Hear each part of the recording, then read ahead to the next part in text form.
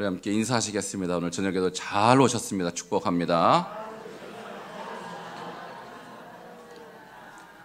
여러분이 일생일대에서 가장 잘하는 것은 예수 믿는 것입니다. 그리고 또 잘하는 것은 예배하는 것입니다.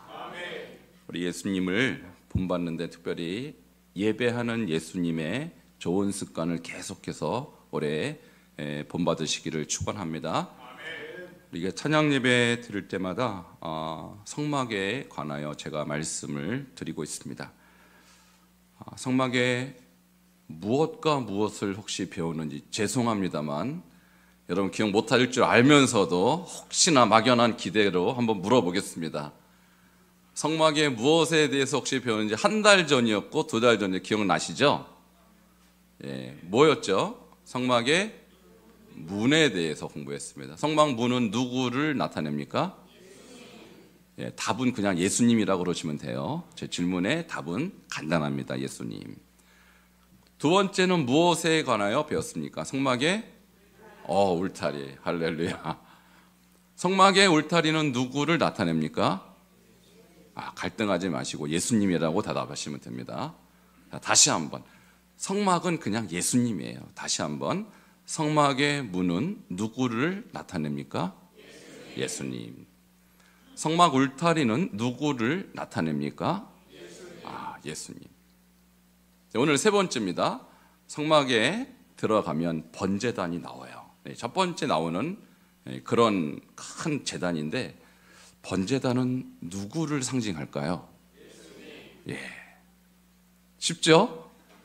자, 계속 성막 얘기할 때 여러분 예수님이라고 답변하시면 되는 거예요. 그러면 오늘 번제단에서 또 예수님 만나시기를 바랍니다. 번제단의 뜻을 말씀드릴게요. 번제단이란 이런 거예요. 번제하고 단 두 글자가 합해졌어요. 번제의 히브리어는 올라예요. 함께 따라하시겠습니다. 올라. 무슨 뜻일까요? 저기 써 있어요. 올라가다. 히브리어도 올라, 한국말도 올라가다. 똑같죠? 히브리어하고 한국말이 뭐가 있는 것 같아요. 제가 볼 때. 나중에 역사적으로 관계가 있다라는 걸 제가 나중에 기회가 되면 좀 자세히 밝히겠습니다만 어쨌든 번제의 히브리어 올라는 뭐하다? 예, 올라가다. 근데 단이라는 이 단어는 미츠베하라고 합니다. 따라하시겠습니다. 미츠베하. 뜻이요, 무서워요. 죽이다, 학살하다 이런 뜻이에요. 그러니까 단에서는 어떤 일이 일어나는지 아시겠죠? 뭔가를 죽이고 좀 리얼하게 말하면 학살하는 곳이에요. 뭘 학살합니까? 짐승을 학살하죠. 원래는 누가 학살당해야 돼요? 끔찍한 얘기를 여러분 하고 지내요. 원래는 우리가 그 위에서 짐승이 학살당하는 그 죽임을 우리가 당해야 되는 거예요. 그러나 우리 은혜의 하나님께서 여러분 사랑하셔서 동물로 여러분의 생명을 대체해 주셨어요. 할렐루야. 자, 그래서 여러분이 그 자리에서 죽어야 할 자리에 동물이 대신 죽어서 하나님께 올려지는 것, 이것이 번제단의 뜻입니다. 그래서 번제단의 마지막으로 가면 예수 그리스도께서 나 대신 내가 죽어야 할 자리에 예수님이 대신 죽어서 하나님께 올려져요. 그게 무슨 제단일까요? 무슨 제단일까요? 예, 십자가라는 제단이에요. 할렐루야. 그래서 우리 십자가를 어떻게 이해하시면 좋은가? 구약의 성막에 있는 번제단으로 이해하시면 돼요. 원래 내 죄를 위해서 번제단의 제물을 가져가는 것인데 예수님은 영원한 제물이 되셔서 반복적으로 제사 드리지 않고 예수님이 단번에 끝내셨어요. 그래서 우리가 예수 믿으면 더 이상 저렇게 번거롭게 제사 드릴 일이 없는 것입니다. 그럼 오늘날 제사는 무엇일까? 제단은 어디일까? 바로 예배하는 이것입니다. 자, 그래서 우리가 제물을 가져오죠. 제단에 제물을 바칠 때 21세기를 사는 우리 성도들에게서 제물은 그러면 또 무엇일까요? 네, 로마서 12장 1절 작년에 우리 교회의 표였죠. 기억하실 줄 믿고 로마서 11장 1절 한번 암송하겠습니다. 시작. 그러므로 형제들아 내가 하나님의 모든 자비하심으로 너희를 권하노니 너희 몸을 하나님이 기뻐하시는 거룩한 산 제물로 드리라. 이는 너희가 드릴 영적 예배니라. 아멘. 오늘날 우리가 주님 앞에 드리는 제물은 물론 헌금도 제물이지만 주님은 더 받기 원하는 제물이 여러분의 몸입니다. 그래서 오늘날 제단은 어디냐? 바로 이 교회에서 드리는 예배가 제단이고 여기에서 드려야 할 것은 여러분의 몸이에요. 많은 분들이 예배에 오지만 몸과 마음이 분리돼서 오는 경향이 있어요. 그래서 몸은 안 오고 마음만 왔다는 분이 계셔요. 저 마음은 이미 예배 드렸다라는 거예요. 근데 몸이 안 오면 꽝입니다.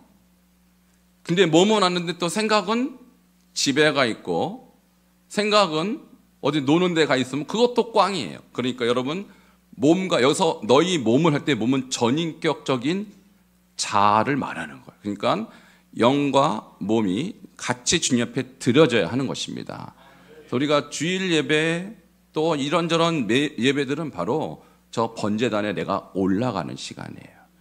여러분 그러니까 예배 많이 드릴수록 주님 앞에 올려주는 것을 꼭 기억하시기 바랍니다.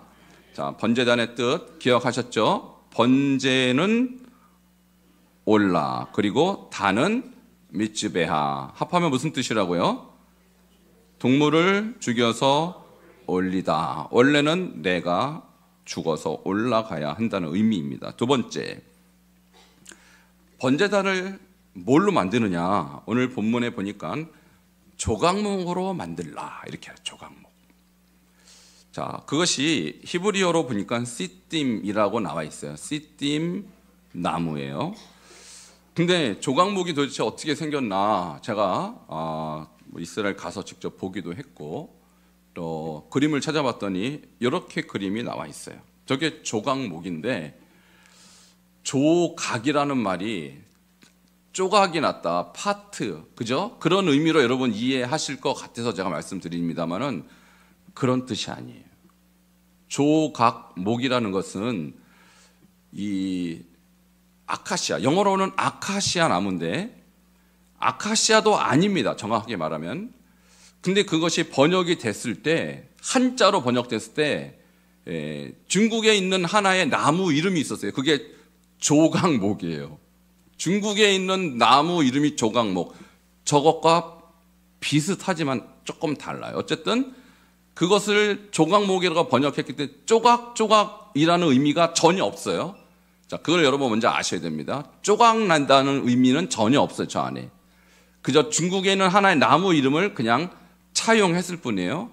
자, 그래서 조각목이라고 우리 성경에도 그렇게 번역이 되어 있고 영어에는 아카시아 이렇게 번역이 되는데 정확하게는 아카시아도 아닙니다. 어쨌든 이스라엘에만 있는 독특한, 이스라엘과 북아프리카에 있는 사막 기후에서만 나오는 그런 나무예요. 자, 그런데 어쨌든 저 나무를 보아하니 쓸만합니까? 별로 쓸만하지 못합니까? 만약에 쓴다면 어디다 쓰면 좋을까요? 뗄까? 뭐 어디다 쓸 곳이 없어요. 왜? 나무가 울퉁불퉁 그리고 자유형으로 막 휘고, 자, 그도 그럴 것이 비가 정확하게 내려줘야 나무가 잘 자라질 거 아닙니까? 근데 사막에서 나오는 기후니까 비가 거의 없어요. 저 나무의 특징이 뭐냐면 뿌리가 500m, 600m까지 내려가요. 그러니까 생명력이 엄청나다는 거예요. 오죽하면 저 사막에서 저렇게 생존할 수 있겠습니까?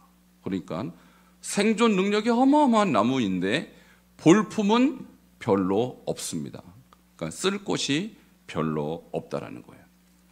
이렇게 광야를 지나보면 저런 나무가 있어요. 시띠 나무인데 그래도 없는 것보다는 훨씬 낫더라고요.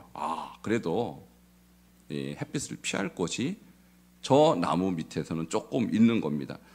어쨌든 별로 쓸모없는 인간을 상징하는 거예요. 그렇지 못하다면 우리가 만일 쓸모 있다면, 그리고 유용한 존재라면 주님이 오실 이유가 없습니다. 그래서 별로 쓸모없는 그런 버림받은 인간을 상징하는 것이 조각목이다. 별로 쓸모가 없잖아요. 그냥 땔감에 불과한 그런 나무입니다. 자, 그런데 번제단을 이렇게 쓸모없는, 별로 유용하지 못한 나무로 만든다라는 거예요. 여러분, 성막을 알고 보니까 모든 재료가 기본적으로 씻된 나무가 다 들어가요. 그러니까 오늘 이 번제단도 마찬가지입니다. 그것은 무엇을 뜻하냐? 하나님을 예배하고 하나님 앞에 드려지는 가장 성스러운 장소에 주님은 가장 쓸모없는 것들을 통해서 만들어지고 있다라는 거예요. 그러면 우리가 우리 자신을 볼 때 사실 그렇게 우리가 대단하지 못합니다. 그렇게 사람들이 인정할 만한 존재가 못 됩니다. 그럼에도 불구하고 우리를 부르셔서 하나님의 가장 존귀한 자로 부르신 하나님의 은혜를 감사하시기 바랍니다. 자, 번제단의 재료 첫 번째 조각목에, 자, 두 번째 재료는 무엇일까요? 놋입니다. 놋. 자, 조각목으로 뭐든지 만들고 나서 그 다음에 뭔가를 씌우죠. 금으로 씌우든지 놋으로 씌우든지 이렇게 합니다. 자, 놋하면 뭐가 생각납니까? 예, 놋뱀. 예, 구약에서 십자가를 상징하는 놋뱀이 생각날 거예요. 그래서 놋은 십자가를 상징합니다. 자, 그러면 조각목 위에 놋으로 씌워서 번제단을 만들어요. 무엇을 의미할까요? 자, 우리 버림받은 인간은 예수 그리스도의 십자가가 아니면 구원받을 수 없다는 의미인 것입니다. 그래서 우리가 사막에 그냥 조금씩 나 있는 저 나무 뭐에 쓰겠습니까? 의미 없지만 예수 때문에 의미 있는 존재가 된 것입니다. 자, 이것을 번제단은 우리에게 말하고 있는 것입니다. 우리 옆에 분에게 주님 때문에 당신은 큰 의미가 있습니다. 이렇게 한번 축복하시기 바랍니다. 네. 자, 원래는 여러분 의미가 별로 없었어요. 예수 믿기 전에 우리는 의미가 없다고요. 왜 살아야 되고 무엇을 향하여 살아가는지 별로 의미가 없었다고요. 근데 예수 믿고 나서 의미를 찾았습니다. 맞아, 그것은 우리가 하나님 앞에 쓰임받는 존재라는 거예요. 믿으십니까? 자, 버림받은 우리, 그러나 예수님 때문에 구원받는 의미 있는 존재가 된 거예요. 이것이 번제단을 통해서 우리가 깨달을 수 있는 중요한 진리예요. 자, 세 번째는 번제단의 크기에 대해서 성경이 뭐라고 하면 이렇게 말하고 있어요. 자, 높이는 몇 규빗이요? 3규빗. 그러니까 규빗에 대해서 여러 번 말씀드렸죠. 손끝에서 팔꿈치까지. 자, 저같이 기럭지가 짧으면 한 47.5cm, 기럭지가 누구처럼 길면 50cm. 그러니까 기럭지 긴 분을 기준으로 보통 따집니다. 그래서 상규빗은 정확하게 반으로 딱 자르면 돼요. 1.5m. 자, 높이를 이렇게 보시기 바랍니다. 사람의 한 어느 정도 될까요? 예, 한 어깨 정도 높이. 보통 사람들의 어깨 정도 높이가 바로 번제단의 높이입니다. 자, 3은요, 여러분 아시죠? 완전수예요. 성부, 성자, 성령이잖아요. 그죠? 삼위일체. 완전수를 말하는 것이고요. 넓이는 정방형인데요. 5규빗입니다. 5규빗. 그러니까 미터로 따지면 2.5m. 자, 그러면 5라는 것이 상징하는 것은 은혜입니다. 자, 5 하면 여러분 기억이 나는 어떤 사건이 혹시 있습니까? 오병이요.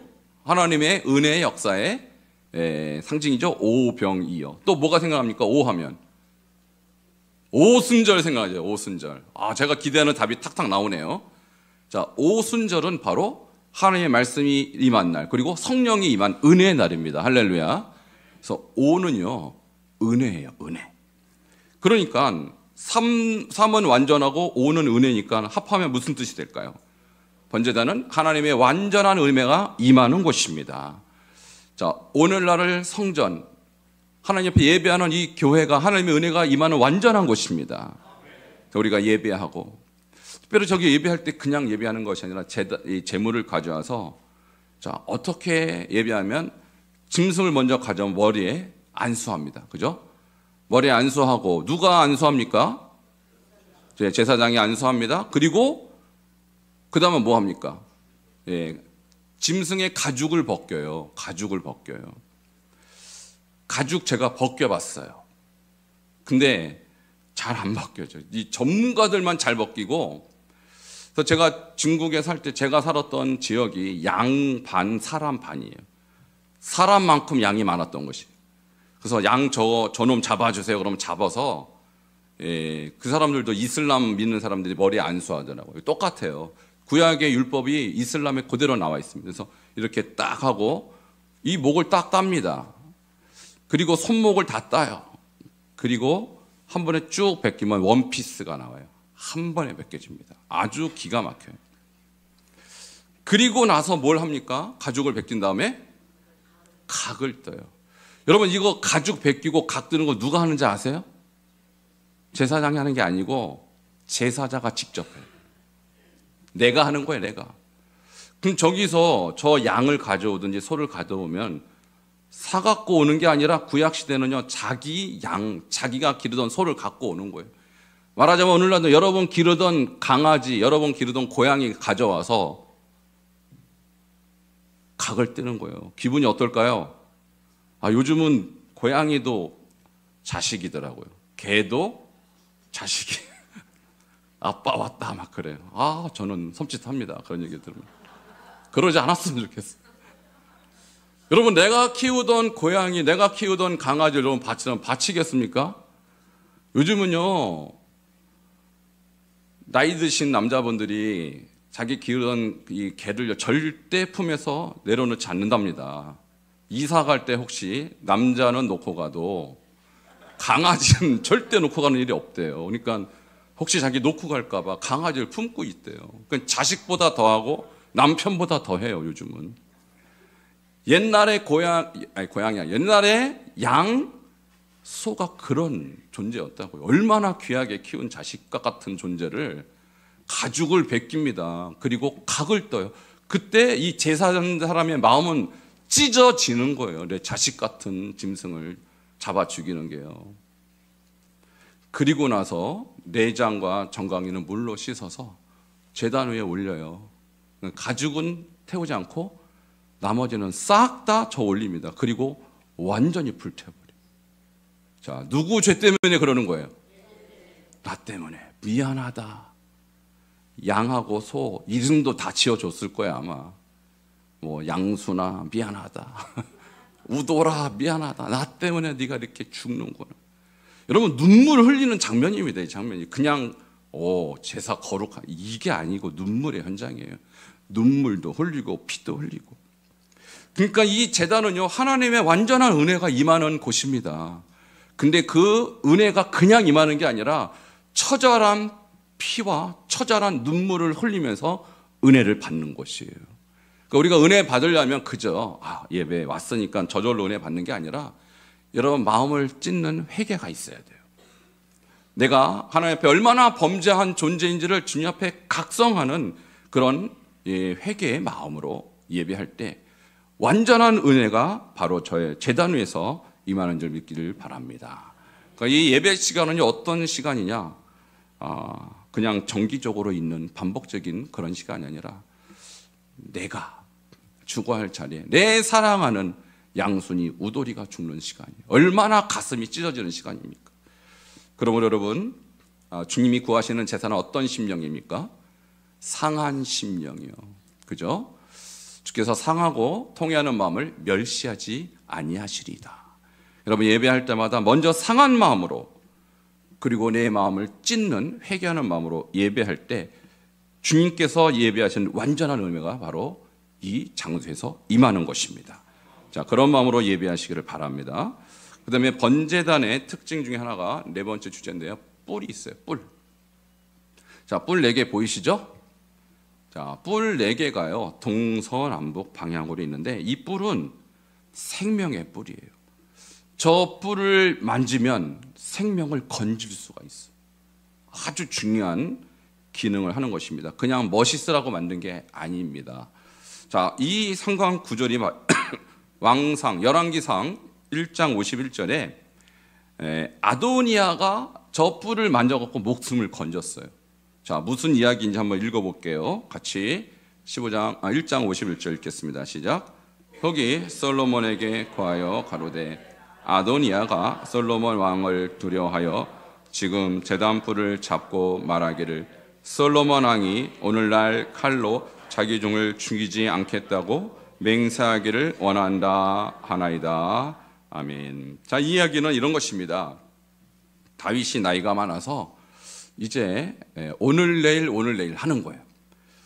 그것을 아도니아는 다윗의 둘째 아들인데 내가 왕이 돼야지 하고 선수를 딱 쳐버린 거예요. 그래갖고 왕 즉위식을 자기 스스로 하는 것입니다. 근데 이 자리에 솔로몬은 초대하지 않았어요. 왜? 자기의 라이벌이니까. 초대하지 않습니다. 근데 이 소리를 솔로몬 왕이 듣고 솔로몬의 어머니 바세바가 들은 거예요. 그래서 왕에게 말합니다. 지금 아도니아가 스스로 왕이 됐는데 어찌된 일입니까? 왕의 의중은 무엇입니까? 말씀해 주세요 하니까 다윗이 나의 후계자는 솔로몬이다 하면서 나단 선지자로 하여금 기름을 붓게 합니다. 자, 그리고 나서 아도니아가 이제 분위기 파괴된 거죠. 내가 너무나도 지금 잘못 줄을 섰구나. 그러니까 솔로몬을 두려워해서 어디로 도망가요? 그렇죠. 저 제단으로 도망가요. 살 길은 어디밖에 없다고요?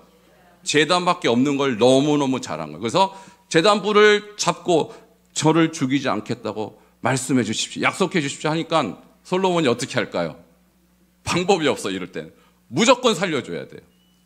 그러니까 이 제단불은 바로 생명의 뿔인데 예수 그리스도를 상징한다 그랬죠. 그래서 우리가 죽어야 될 일이 있음에도 불구하고 예수 그리스도를 붙잡으면 사는 것입니다. 자, 생명의 뿔이라는 것이죠. 자, 이 생명의 뿔인 예수 그리스도가 신약에 등장해요. 누가복음 1장 68절에서 69절 같이 읽겠습니다. 시작. 찬송하리로다 주 이스라엘의 하나님이여 그 백성을 돌보사 속량하시며 우리를 위하여 구원의 뿔을 그종 다윗의 집에 일으키셨으니 아멘. 자, 이것은 이제 예수 그리스도의 탄생 이야기에 앞서 그의 사촌이 되는 세례 요한의 이야기 속에서 나오는 말이에요. 세례 요한이 먼저 탄생하죠. 그러면서 곧 우리를 위하여 구원의 뿔을 바로 번제단에서 나온 것입니다. 아도니아의 목숨을 살려준 번제단에서 나온 거예요. 그러니까 앞으로 곧 세례 요한의 다음에 나올 예수 그리스도는 우리에게 구원을 주시는 구약의 번제단의 그 뿔이다라는 것을 말씀하고 있는 것입니다. 그러니까 여러분, 지옥 갈 수밖에 없는 우리가 사는 길은 예수 그리스도, 구원의 뿌리신 예수 그리스도를 붙잡는 것입니다. 자, 이것이 번제단의 뿔이 우리에게 주는 교훈입니다. 자, 다섯 번째 번제단과 관계된 주제는 불이에요. 불. 자, 불이 내려와서 번제단의 제물을 태워야 할 거 아닙니까? 근데 이 불은 누가 붙일까요? 불은 어디서 붙여줄까요? 자, 이 첫 번째 제사에 있어서 불은 사람이 붙인 게 아니라 하나님이 직접 붙여주셨어요. 자, 그러니까 이 불은 하나님의 용서와 회복을 말하는 그런 불이에요. 자, 레위기 9장 24절 첫 번째 제사의 첫 번째 불에 대한 이야기가 여기 나와요. 같이 읽겠습니다. 시작. 불이 여호와 앞에서 나와 단 위에 번제물과 기름을 사른지라 온 백성이 이를 보고 소리 지르며 엎드렸더라. 아멘. 이제 하나님께서 아론을 제사장으로 세우고 아론의 자손들을 제사장 직무를 하게 합니다. 그리고 첫 번째로 제사를 드리는데 제물은 올라와 있는데 불이 없잖아요. 그죠? 그 불을 사람이 붙인 게 아니라 하나님이 직접 내려주셨어요. 그래서 그 이후로는 저 불을 계속 사용한 거예요. 하나님의 불을. 자, 그러니까 우리가 하나님 앞에 용서받을 때 인위적으로 우리가 무엇을 함으로써 용서받는 게 아니라 하나님께서 직접 용서해 주셔야 용서가 되는 것입니다. 자, 그러니까 우리가 뭘 열심히 해서가 아닙니다. 여러분이 아무리 제사 준비를 잘해도 불이 안 내려오면 용서가 없는 거예요. 용서는 오직 하나님의 은혜인 줄 믿으시기 바랍니다. 우리와 하나님과의 관계가 회복되려면 우리가 해야 될 일은 제사, 제물을 준비하는 것이지만 하나님으로부터 사인이 떨어져야 돼요. 그러니까 우리가 날마다 나의 의가 아니라 나의 노력이 아니라 하나님의 의, 하나님의 은혜로 구원받고 용서받는 것을 우리 제단을 통해서 알 수 있는 것이죠. 그래서 여러분, 나를 자랑하지 말고 나의 의를 자랑하지 말고 오직 하나님의 은혜만 자랑하시기 바랍니다. 자, 이것이 바로 불이 주는 의미인데요. 자, 그래서 이것을 이렇게 표현할 수 있어요. 불은 이런 것입니다. 용서와 회복인데, 죄악된 인간을 하나님이 의롭다 여기시는 것이 번제단이며 그 증거가 불이라는 거예요. 그래서 내가 용서 받았는지 안 받았는지 여러분 어떻게 알까요? 구약 시대로 따지면 불이 내려오면 하나님이 용서해 줬다는 뜻이에요. 자, 비슷한 이야기가 어디에 나옵니까? 가인과 아벨의 제사에 나오죠. 가인의 제물은 받지 않았어요. 어떻게 알아요? 불이 안 내려왔잖아요. 그죠? 아벨의 제물은 하나님 받으셨어요. 어떻게 합니까? 불이 내려왔잖아요. 그러니까 하나님이 받으셨다 안 받으셨다 알 수 있는 것이 바로 불이 임했냐 안 임했냐예요. 근데 오늘날은 바로 성령이죠. 그러니까 내가 하나님의 사람으로 지금 용서받은 사람이고 하나님과 관계가 회복되냐 어떻게 알까요? 내 안에 성령이 계시는가 안 계시는가를 알 수 있어요. 자, 우리 한번 물어볼까요? 여러분, 저에게 묻지 마시고 여러분 자신에게 한번 물어보겠습니다. 손을 이렇게 내밀고 내 가슴에 손을 대고 성령님 불러보세요. 성령님. 자, 대답이 있으면 여러분 용서받은 사람이에요.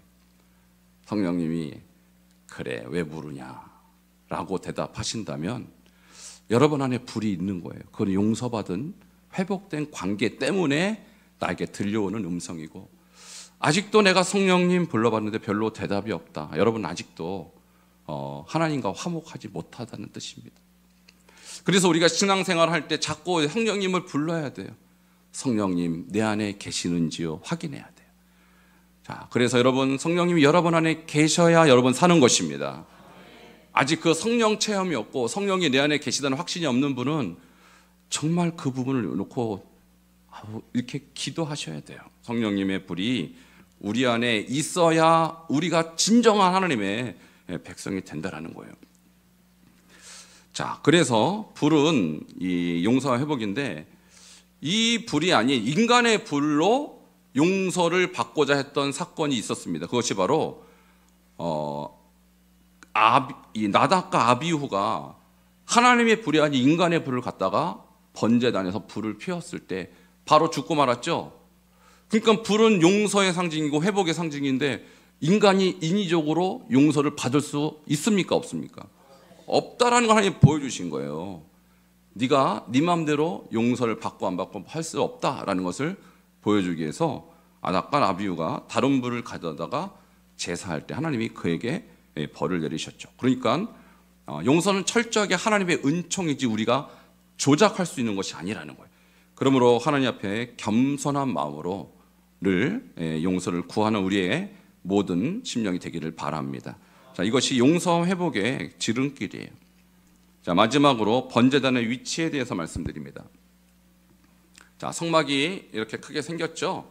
그래서 제가 처음 성막에 대해서 말씀드릴 때 문에 대해서 말씀드렸고, 그 다음에 울타리 말씀드렸고, 세 번째가 번제단인데 위치가 바로 저기예요. 자, 저 위치는요, 성막문을 딱 열고 들어가면 첫 번째 보이는 위치에 있죠. 자, 그러면 성막문을 지나서 번제단을 지나서 물두멍을 지나서 저기 뭔가 집이 하나 있는데 저게 뭘까요? 예, 저게 바로 성소예요. 성소도 저 안쪽은 지성소라고 해서 대제사장조차도 자유롭게 드나들 수 없고 1년에 딱 한 번밖에 못 들어가죠. 근데 그 지성소 안에 뭐가 있냐면 법궤가 있어요. 이 법궤 안에는 하나님의 말씀 율법이 있고요. 그 다음에 만나를 담은 항아리가 있고 모세의 쌍난 지팡이가 있죠. 그러니까 거기에 하나님의 임재가 있다는 얘기예요. 자, 하나님의 임재까지 가려면 처음에 어디를 거쳐야 된다는 얘기예요. 그러면 번제단을 반드시 거쳐야 돼요. 우리가 하나님의 임재를 구하고 하나님과 동행하려면 번제단에서 여러분의 죄악이 씻음 받고 온전히 하나님과 회복될 때 비로소 우리는 하나님의 깊은 임재 가운데 들어갈 수 있다는 사실을 기억하시기 바랍니다. 자, 여호와 임재, 지성소로 나아가기 위해 가장 먼저 통과해야 될 것은 바로 어디입니까? 번제단. 번제단은 나를 주님 앞에 바치는 곳이에요. 내 죄 때문에 짐승이 죽지만 사실은 내가 죽는 현장입니다. 오늘날도 마찬가지입니다. 우리가 하나님의 임재를 우리가 좋아하고 구하는 것은 당연한 것이지만 순서가 있습니다. 하나님 임재가 바로 오지 않습니다. 바로 주님의 십자가 앞에서 우리 죄를 주님 앞에 낱낱이 회개하고, 그리고 주님 앞에 성령의 불이 우리 심령을 태울 때 우리가 비로소 깊은 주님과의 임재 속에 들어갈 수 있는 거예요. 여러분, 이 임재를 사모하시기 바랍니다. 그러나 그 임재는 원한다고 누릴 수 있는 게 아니에요. 날마다 십자가 앞에서 나의 죄를 용서받고 회개하는 자에게만 임한다는 사실을 기억하고, 우리가 그리스도께서 나를 위하여 죽으시고 그리스도께서 내 죄값을 지불하신 십자가 앞에 날마다 나와서 그 십자가의 능력으로 하나님의 임재를 경험하는 여러분 되기를 주 이름으로 축원합니다. 우리 함께 찬양 한 곡 부르도록 할 텐데요. 보혈을 지나 하나님의 품으로. 바로 그 보혈은 번제단에 설리신 예수 그리스도의 피입니다. 그 번제단에 설리신 예수 그리스도의 피가 오늘날 우리에게도 너무나도 필요합니다. 바로 하나님의 임재 가운데, 하나님의 다스림 가운데 살기 원한다면 우리가 보혈을 지나야 하는 것입니다. 지금 날마다 내가 보혈을 지나 주님의 품으로 들어갈 수 있는 우리 자신이 될 수 있도록 함께 우리 찬양 자리에서 일어나서 부르도록 하겠습니다.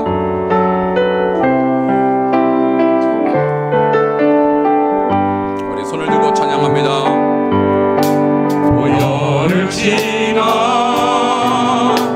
하나님 품으로, 보혈을 지나 아버지 품으로, 보혈을 지나 하나님 품으로 한 걸음씩 나가네. 보혈을 지나, 보혈을 지나 하나님 품으로, 보혈을 지나 아버지 품으로, 보혈을 지나 하나님 품으로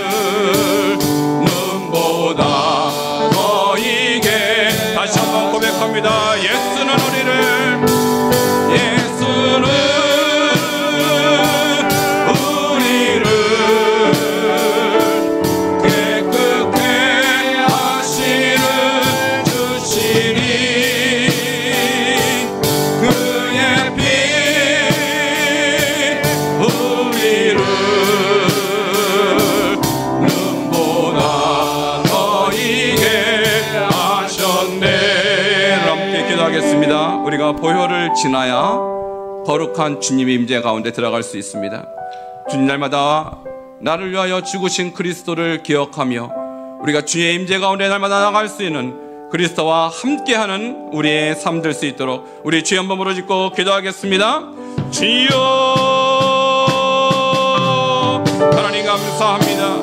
우리가 예수 그리스도의 거룩한 보혈을 지나 예수 그리스도와 함께 하나님의 거룩한 임재 가운데 나갈 수 있는 우리의 삶이 될 수 있도록 하나님 주님 역사하여 주시옵소서. 오늘 이 귀한 아버지의 말씀을 통하여 우리가 살아야 될 것은 바로 예수 그리스도 한 분밖에 없음을 기억하게 도와주시고 하나님이여 예수 그리스도 앞에 우리 마음을 찢고 하나님이여 날마다 십자가의 삶을 살아갈 수 있는 우리 모두가 될 수 있도록 주님 함께 하시고 역사하여 주시옵소서. 오늘 이 말씀을 들었습니다. 주님 우리가 십자가 앞에 우리 자신을 내려놓고 하나님이여 그리스도의 보혈의 피를 의지하며 하나님의 은혜 가운데 거할 수 있는 거룩한 주님의 자녀들 될 수 있도록 주님 도우시고 역사하여 주시옵소서. 우리의 모든 죄와 허물을 용서하신 주님을 바라보며 믿음의 길을 걸어갈 수 있는 거룩한 지혜종 될 수 있도록 하나님이여 주님 도와주시옵소서. 예수는 우리를 깨끗게 하시는 주시니 그의 피 우리를 눈보다 너희게 하셨네. 하나님 감사합니다. 우리가 아직 재현되었을 때 그리스도께서 우리를 위하여 죽으심으로 하나님께서 우리에게 대한 자기의 사랑을 확증해 주신 것을 믿습니다.